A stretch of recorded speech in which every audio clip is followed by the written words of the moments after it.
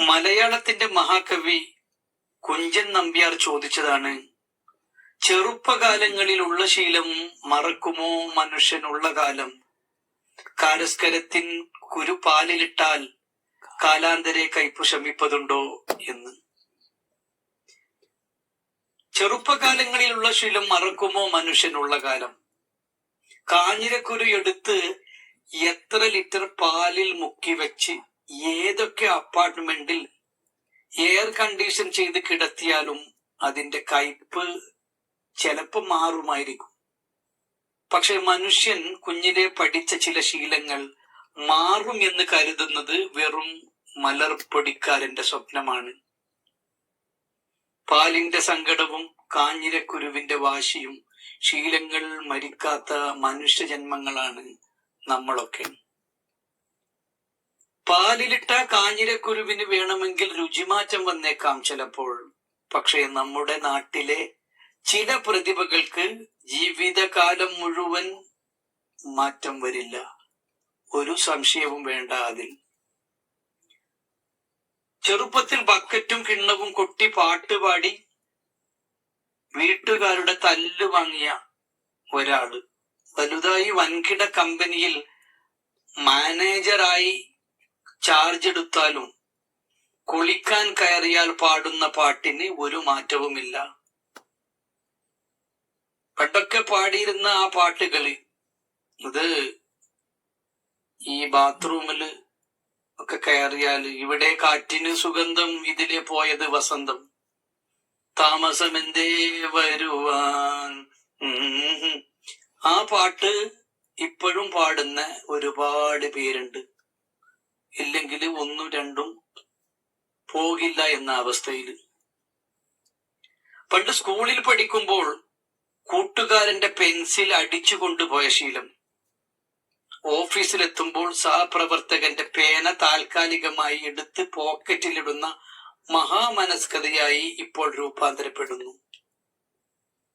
രാവിലെ ചായക്കൊപ്പം പത്രം വായിച്ചില്ലെങ്കിൽ മലബന്ധം അനുഭവപ്പെടുന്ന പഴയ തലമുറയിലെ ശീലം ഇന്നത് മൊബൈൽ സ്ക്രീനിൽ വിരലോടിച്ചില്ലെങ്കിൽ പ്രാഥമിക കാര്യങ്ങൾ വരെ നടക്കില്ല എന്ന പുതിയ ഡിജിറ്റൽ ശീലമായി പരിണമിച്ചിരിക്കുന്നു എന്ന് മാത്രം. പണ്ട് ചോറുണ്ണുമ്പോൾ പ്ലേറ്റിൽ മീനിന്റെ മുള്ള് നിരത്തി വെക്കുന്ന ഒരു പരിപാടി ഉണ്ടായിരുന്നു. അത് വലുതാകുമ്പോൾ റെസ്റ്റോറന്റിൽ പോയാലും അതേ അച്ചടക്കത്തോടെ നിരത്തി വെക്കുന്ന ഒരുപാട് പേരുണ്ട്. പണ്ട് കുട നിവർത്തുമ്പോൾ കൂടെയുള്ളവന്റെ കണ്ണിൽ ഒരു കുത്തലുണ്ട്. മുതിർന്നു കഴിഞ്ഞും വലിയ ആൾക്കൂട്ടത്തിലും ഈ ലക്ഷ്യം തെറ്റാതെ ഇപ്പോഴും കാത്തു സൂക്ഷിക്കുന്നവരുണ്ട്. വസ്ത്രങ്ങൾ മുറിയുടെ പല കോണുകളിൽ വലിച്ചെറിയുന്ന ഒരു പ്രവണത പണ്ടുണ്ടായിരുന്നു. ഇന്നിപ്പോ കല്യാണം കഴിഞ്ഞാലും അതിന് ഒരു മാറ്റവുമില്ല. ഭാര്യയെ കൊണ്ട് ശാസന വാങ്ങിച്ച് ആ ശീലം ഇങ്ങനെ തുടർന്നു കൊണ്ടേയിരിക്കുന്ന ഒരുപാട് പേരുണ്ട്. ഒരു ചെറിയ ഒരു കഥയിൽ കൂടെ ഈ കാര്യങ്ങൾ ഒന്നുകൂടി വ്യക്തമാക്കാം. ഒരു ഉദാഹരണത്തിന് എക്സാമ്പിൾ, തെക്കേപ്പറമ്പിലെ സുരേന്ദ്രന് ചെറുപ്പത്തിലെ ഒരു ദുശ്ശീലമുണ്ടായിരുന്നു. കയ്യിൽ കിട്ടുന്ന പേനകളുടെയും പെൻസിലുകളുടെയും മൂടി കടിച്ച് വികൃതമാക്കുക. പോരാത്തതിന് ബെഞ്ചിലിരിക്കുന്ന കൂട്ടുകാരന്റെ ഷർട്ടിന്റെ പിന്നിൽ പേന വെച്ച് വരക്കുക. ഇതൊക്കെയായിരുന്നു അവന്റെ കലാപരിപാടി അന്ന് കാലത്ത്. സുരേന്ദ്രൻ വളർന്ന് വലുതായി. വൻകിട IT കമ്പനിയിൽ പ്രൊജക്ട് മാനേജരായി. ലക്ഷങ്ങൾ ശമ്പളം, എയർ കണ്ടീഷൻ ചെയ്ത മുറി, കോട്ടും സൂട്ടും, ആഡംബര കാറുകൾ. എല്ലാവരും കരുതി സുരേന്ദ്രൻ മാറിക്കാണും, കാഞ്ഞിരക്കുരു പാലിൽ വീണു എന്ന്. പക്ഷെ എവിടെ മാറാൻ, വിധി മറ്റൊന്നായിരുന്നു. ഒരിക്കൽ കമ്പനിയിലെ ഏറ്റവും പ്രധാനപ്പെട്ട ക്ലയന്റുമായി കോൺഫറൻസ് റൂമിൽ മീറ്റിംഗ് നടക്കുന്നു. ക്ലയന്റ് വിദേശിയാണ്, അമേരിക്കനാണ്. വലിയ ഒരു വ്യക്തിയാണ്. ആ ഏജന്റ് ഇങ്ങനെ പ്രസന്റേഷൻ നടത്തുകയാണ്. സുരേന്ദ്രൻ വളരെ ഗൗരവത്തിൽ കാര്യങ്ങൾ ശ്രദ്ധിച്ച് തലയാട്ടുന്നുണ്ട്. പക്ഷെ അമേരിക്കൻ ഇംഗ്ലീഷും ബ്രിട്ടീഷ് ഇംഗ്ലീഷൊന്നും അത്ര പെട്ടെന്ന് സുരേന്ദ്രന്റെ തലക്ക് കയറുന്നില്ല. പക്ഷെ എന്നാലും ശ്രദ്ധിച്ചിങ്ങനെ തലയാട്ടുന്നുണ്ട്. അറിയാം എന്ന മട്ടിൽ തലയാട്ടുന്നുണ്ട്. മീറ്റിംഗിനിടയിൽ ടെൻഷൻ കൂടിയപ്പോൾ സുരേന്ദ്രൻ അറിയാതെ കയ്യിലിരുന്ന ആഡംബര പാർക്കർ പേന എടുത്ത് വായിലിട്ടു. കടിച്ച് കടിച്ച് പേനയുടെ അടപ്പ് പപ്പടം പോലെയാക്കി. അത്രയും കൊണ്ട് തീർന്നില്ല.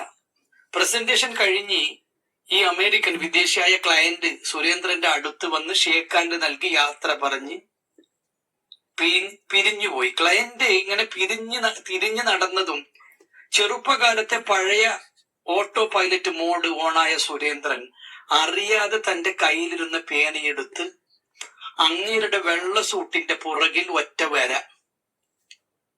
ഒരു നിമിഷം കഴിഞ്ഞ് ചെയ്ത മണ്ടത്തരം ഓർത്തപ്പോൾ സുരേന്ദ്രന്റെ ബോധം പോയി. അപ്പോഴാണ് ഒപ്പമുണ്ടായിരുന്ന സഹപ്രവർത്തകൻ രാഹുൽ മെല്ലെ അടുത്ത് വന്ന് കാതിൽ പറഞ്ഞത്, അളിയ, കവി പണ്ടേ പറഞ്ഞിട്ടുണ്ട്, കാഞ്ഞിരക്കുരു എത്ര ലിറ്റർ മിൽമ പാലിലിട്ടാലും അല്ലെങ്കിൽ എത്രയോ തേനിൽ മുക്കിയാലും അതിന്റെ കയ്പ് മാറില്ലെന്ന്. നീ മാനേജറല്ല, അമേരിക്കൻ പ്രസിഡന്റ് ആയാലും ഈ പരിപാടി നിർത്തില്ല അളിയ. അന്ന് ജോലി പോയില്ല എന്നതൊഴിച്ചാൽ സുരേന്ദ്രൻ ഇപ്പോഴും മീറ്റിങ്ങുകൾക്ക് കയറുമ്പോൾ കൈകൾ രണ്ടും പോക്കറ്റിൽ പൂട്ടിയിട്ടാണ് ഇരിക്കാറ്. ചുരുക്കി പറഞ്ഞാൽ, കാഞ്ഞിരക്കുരുവിനെ പാലിലിട്ടാൽ കയ്പ് ശമിക്കുമോ ഇല്ലയോ എന്നത് ശാസ്ത്രജ്ഞർ ഗവേഷണം നടത്തി കണ്ടുപിടിക്കട്ടെ. എന്നാൽ മനുഷ്യന്റെ ചെറുപ്പകാലത്തെ ശീലങ്ങൾ, അത് അത്യാവശ്യം മണ്ടത്തരങ്ങളോ വികൃതികളോ കുസൃതികളോ എന്തുമാകട്ടെ, വയസ്സുകാലത്തും നമ്മളോടൊപ്പം അത് അങ്ങനെ തന്നെ കാണും. അതാണ് നമ്മളെ മനുഷ്യരാക്കുന്നതും കൂടെയുള്ളവർക്ക് ചിരിക്കാൻ വക നൽകുന്നതും. അതുകൊണ്ട് ശീലങ്ങളെ മാറ്റാൻ നോക്കാതെ ആ കാഞ്ഞിരക്കയ്പിലെ തമാശകൾ ആസ്വദിക്കുകയാണ് ബുദ്ധി.